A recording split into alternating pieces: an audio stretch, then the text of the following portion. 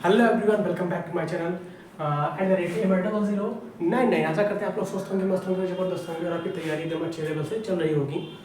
तो जैसा कि आप लोग जानते हैं कि हिस्ट्री का हिस्ट्री प्लेलिस्ट चल रही है। हिस्ट्री में हमने लिया क्या है, एंशिएंट इंडिया का टॉपिक। ठीक है, सबसे पहला टॉपिक हमने उठाया है एंशिएंट इंडिया।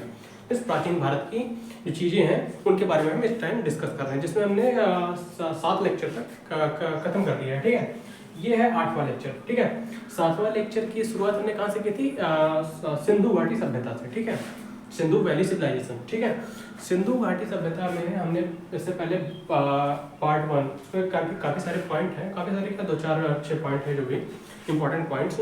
ठीक है, तो उस हिसाब से हमने वीडियोस को डिवाइड किया है। तो पार्ट नंबर 1 में हमने इसके इंट्रोडक्शन को देखा। ठीक है, कि कब इसकी खोज हुई थी, किसने की थी, किसके नेतृत्व में की गई थी। ठीक है, ये सब हमने पार्ट नंबर 1 में देखा।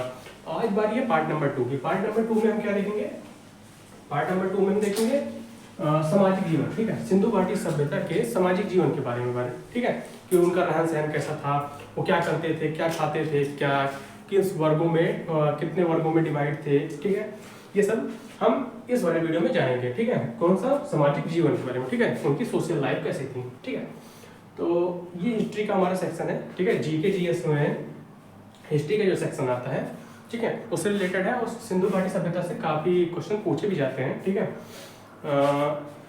तो जैसा कि इसमें जानते हैं कि 2-4 नाम जो थे वो इम्पोर्टेंट, जैसे कि गुजरात का लोथल हो गया। ठीक है, और राजस्थान का कालीबंगा हो गया। ठीक है, ये सब है।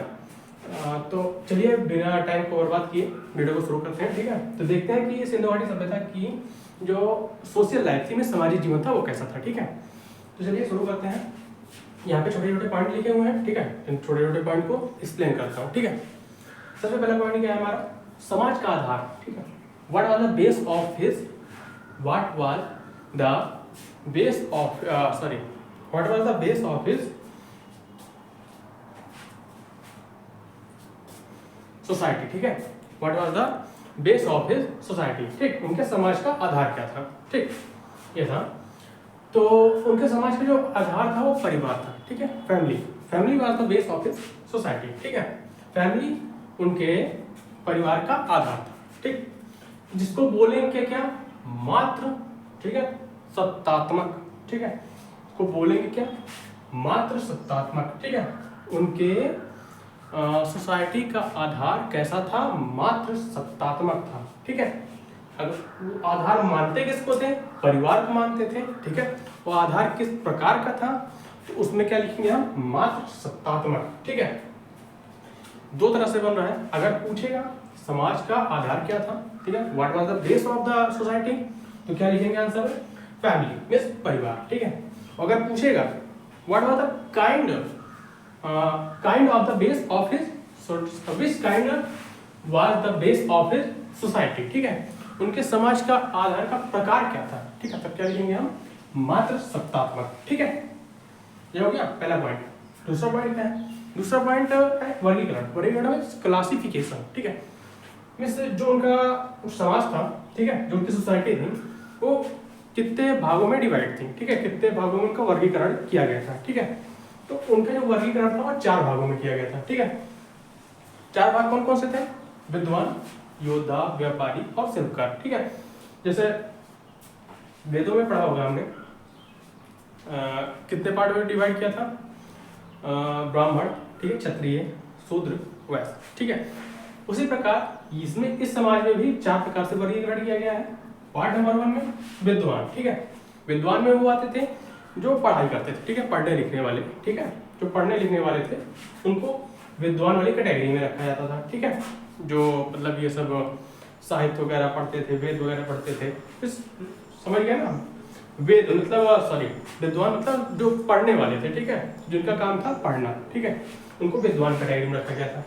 दूसरी कैटेगरी थी योद्धा। ठीक है, जो लड़ाई वगैरह करते थे। ठीक है, जैसे सोल्जर्स वगैरह होते हैं ना, तो दूसरी कैटेगरी योद्धा की थी, मतलब कि इसमें लड़ाई करने वाले लोग थे। ठीक है, जो प्रोटेक्शन करते थे, मीन्स जो लड़ाई झगड़े में उनको रखा जाता था।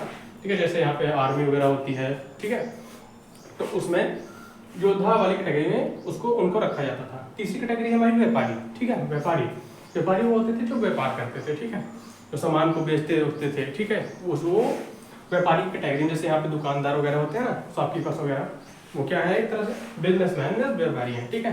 तो जो चीज़ों को खरीदते बेचते थे उनको व्यापारी कैटेगरी में रखा जाता था, ठीक है। चौथी है शिल्पकार। शिल्पकार मतलब ये जो मूर्तियाँ वगैरह बनाते नहीं है, इन सब का काम करते हैं, पत्थरों वाला, ठीक है, पत्थरों वाला, उसको काटना, ढांचा उसका बनाना, डिजाइन देना उसको, ठीक है, उनको शिल्पकार की कैटेगरी में रखते थे, ठीक है। जो ये सब काम करते थे, पत्थरों को काट पीट कर उसमें डिजाइन देना, आकृति देना, उसको ढांचा बनाना, ठीक है, तो वो हमारा शिल्पकार में आता था, ठीक है। तो ये थी हमारी मेन 4 कैटेगरी, ठीक है, जिसमें सिंधु घाटी सभ्यता की समाज को बांटा गया था, ठीक है।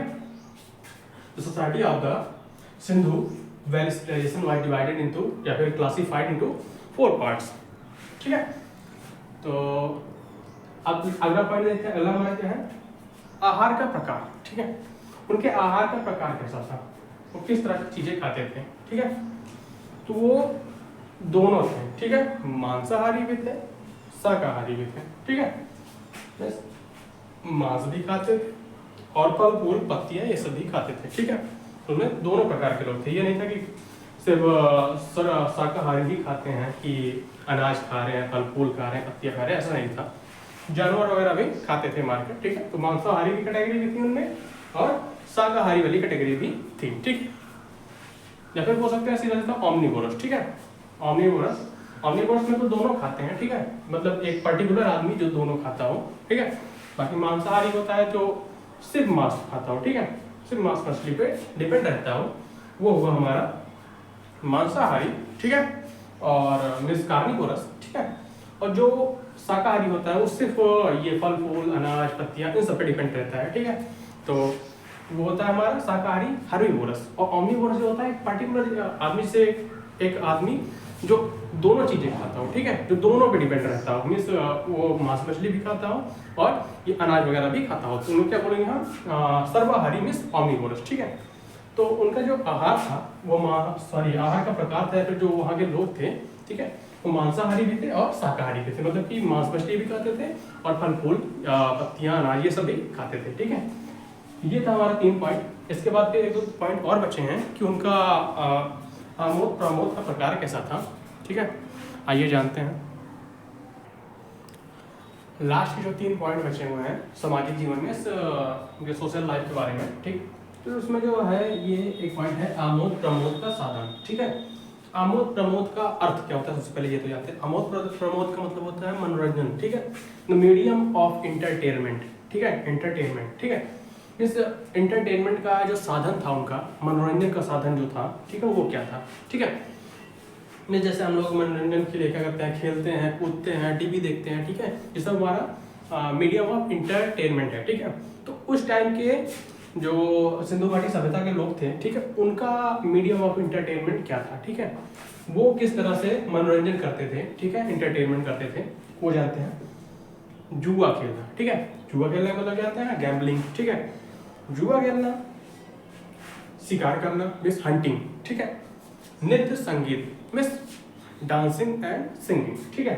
ये तीनों वहाँ के क्या थे, इंटरटेनमेंट का मीडियम था, ठीक है, मीन्स वहाँ के मनोरंजन का साधन ये तीनों था। जुआ खेलते थे, शिकार करते थे, नृत्य संगीत गाते थे, ठीक है, ये तीनों वहाँ के मनोरंजन के साधन थे। उसी को बोलते हैं हम आमोद प्रमोद का साधन, ठीक है। आमोद प्रमोद मतलब इंटरटेनमेंट या फिर, ठीक है। अगर क्वेश्चन में पूछे what was the medium of that entertainment of